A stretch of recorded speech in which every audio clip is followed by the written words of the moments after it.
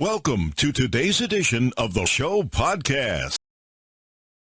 A recent survey found that the most qualified candidate for prime minister in the Arab sector is Benjamin Netanyahu, with 24.9% support, followed by Ahmad Tibi of the Joint Arab List with 14.3%. Israeli Prime Minister Benjamin Netanyahu's effort to gain Israeli Arab votes by emphasizing his practical policy towards them by aiding with issues that concern them appears to be gaining traction.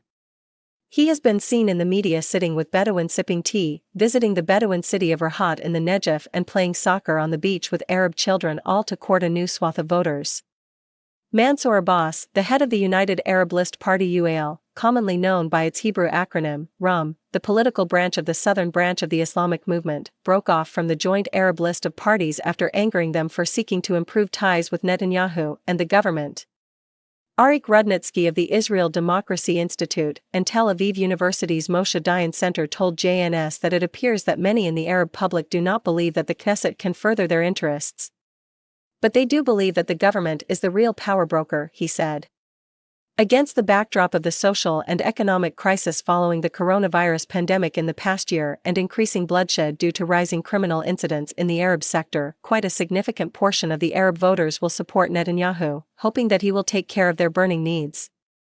An in-depth analysis of a survey carried out by the Konrad Adenauer Program for Jewish-Arab Cooperation at the Moshe Dayan Center reveals that those who intend to vote for Likud pay less attention to the party's ideology and political platform than those who intend to vote for the Joint Arab List. In other words, the Likud Arab voter is not necessarily identified with Zionist ideology, but rather is interested in getting results here and now, explained Rudnitsky.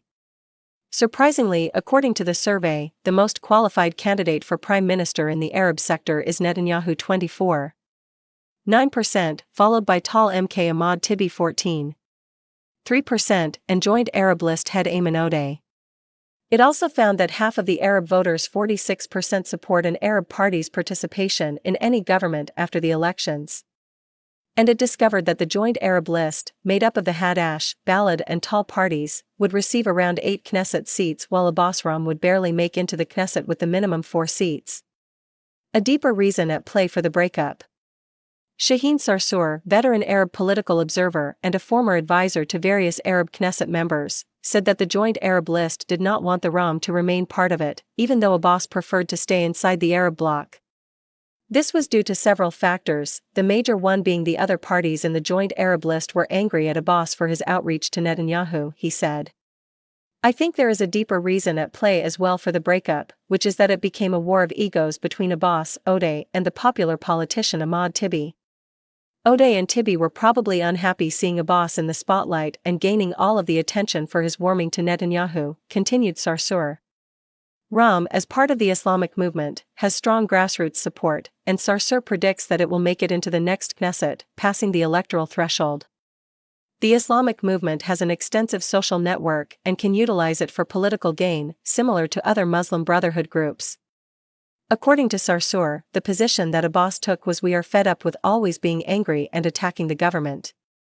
We want to influence the government on issues that affect the Arab public like violence and the lack of housing in the Arab sector." In a way, Netanyahu created the fracture within the Joint Arab List, thus weakening the anti-Netanyahu bloc of parties on the left. It is unlikely that Mansour Abbas would join a Netanyahu government, not only because Netanyahu himself has dismissed the idea but also because his right-wing coalition partner, Religious Zionism, might refuse to sit in such a government. Despite the cordial relations between Abbas and Netanyahu, Ram is part of the Islamic movement that seeks to Islamize Israeli Arabs and, in the long term, to transform Israel into an Islamic state. That said, any partnership could only go so far. Still, in the post-election coalition negotiations, Abbas could play a kingmaker role by joining the anti-Netanyahu bloc or not.